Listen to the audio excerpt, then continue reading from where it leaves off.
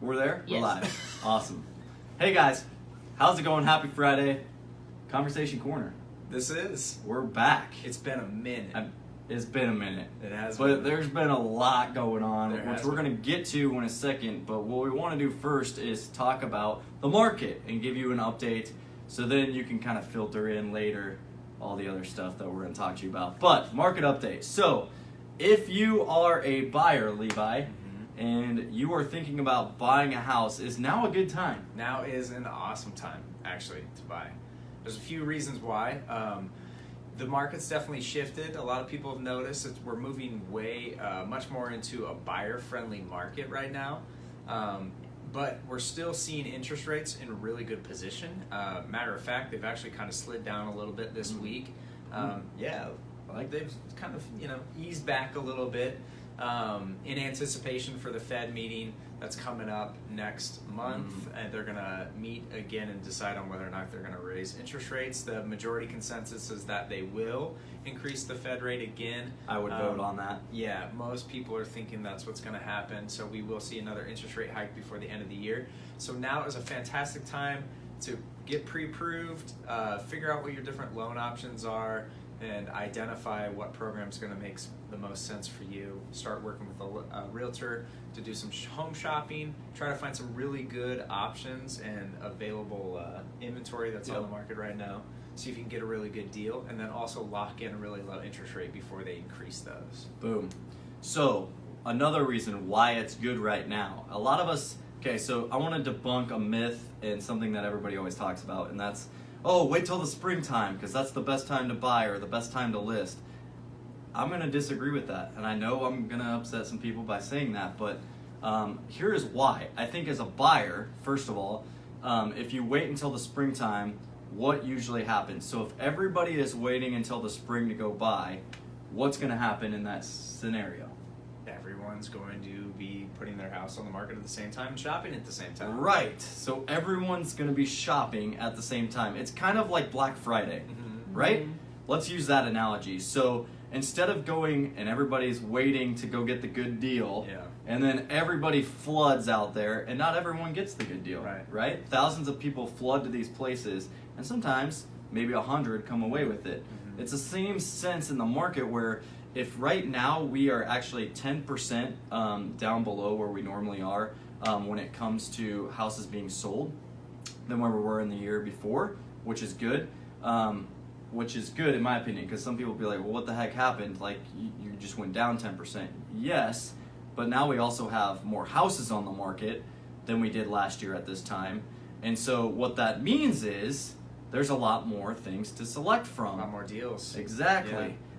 So while everyone else is waiting for the spring, the buyer now is like, oh, well, maybe I could go find something. Maybe I could go get a deal. And if you're a seller, what are you trying to do before the end of the year? Trying to close. Trying to sell that house, right? So what I'm telling you is if you're a buyer and you're thinking about waiting, but you can pull the trigger now, it might be a better time to do it now. Now, I know the holidays are coming, but you can close after the holidays, okay? So that's one thing that can always be negotiated. The other thing is interest rates. So, like we just said, interest rates are going to potentially climb. I think a lot of us are expecting them to go back up. So if you wait until the spring, right, you might be having a higher interest rate than what you could possibly get right now. Again, is that a big deal? Well, it can be a big deal. What's the difference between half a percentage point? In terms of purchasing power? Yeah. Half a percentage point is 5% overall purchasing power. So there you go, 5%. So are you wanting to wait 3 months and take that chance of purchasing power and paying more at 5% more? Or potentially taking advantage of the market now, finding a deal, getting a lower interest rate, all that kind of stuff. So if you want to talk more about that, hit us up. We'd be more than happy to do that. I want to talk about the seller as well, because a lot of people are asking, well, is now a good time to list my house? Well, the same thing applies. Yes. Why? Because yes, it's moving into the holidays, but you're beating the rush from the springtime. So if you wait until the springtime, here's what's going to happen. All of your neighbors are waiting till the springtime too, because they think that's the time to list their house.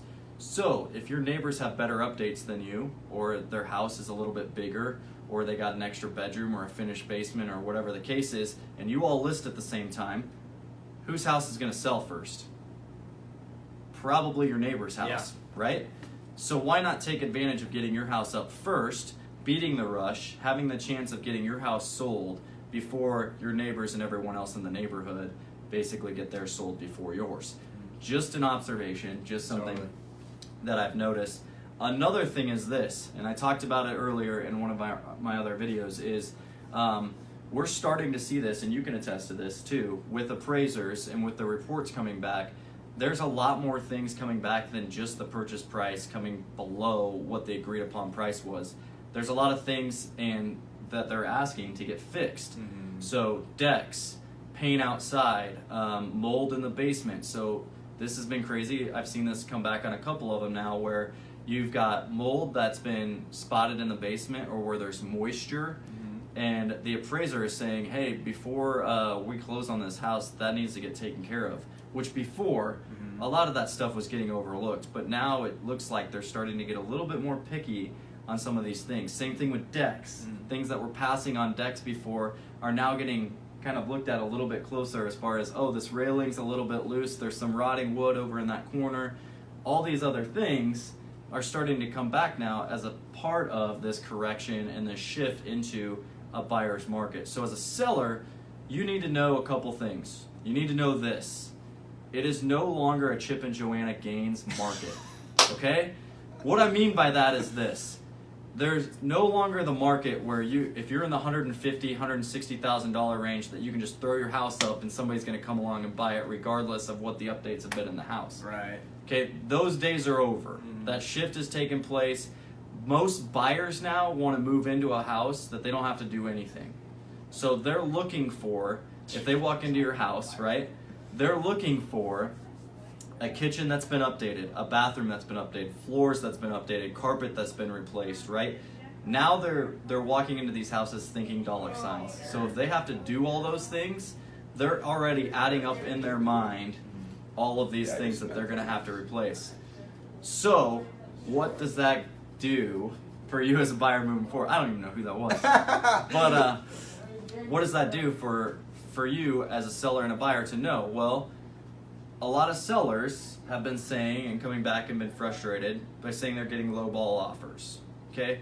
There's no such thing as a lowball offer, first of all. I'm going to throw that out there too. I know that's going to make some people go, what do you mean? Yes, there is. No, there's not. It's what the buyer is willing to pay for your house. Mm-hmm. So if they're going into your house and they think there's $30,000 of updates that they're going to need to do to the house and you're listed at $270 and they come write an offer for $240, don't be offended, but just know that that's what's expected now from a buyer that wants to come into your house with all these houses on the market. They want to know that, okay, I want to move into my house and I want to make these updates, or I want the seller to make these updates before I buy it so that I'm moving into a house and I don't have to do any work. Or if I do work, I'm getting a deal on my house. Right. That's the mindset of the buyer now. So you as a seller have to think about, what is it that we're going to do to get our house show ready and list ready? And I don't know, you can probably speak into that a little bit if you've seen Covered that. a lot of ground. I but- think you got it. I mean, there's a lot of competition right now. That's Yep. a big thing, Yep. and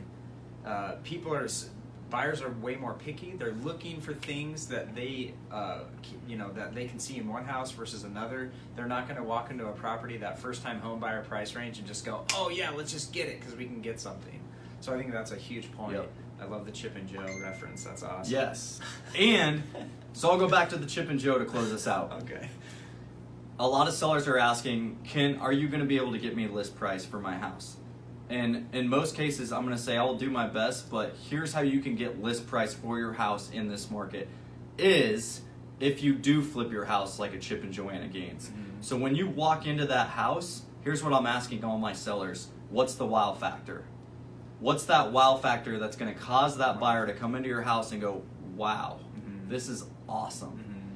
Because that's then what's going to get a multiple offer situation potentially, even in this market, because not everybody has done that. Mm-hmm. So if your house does have the kitchen updates, your house does have the bathroom updates, you did put some new carpet in, you maybe put a new roof on, some of these other things, maybe you need to replace the water heater because it's 28 years old. You know, like some of those things you need to think about if you're thinking about listing your house, as far as, okay, what do we need to do to give that wow factor to that buyer that comes in?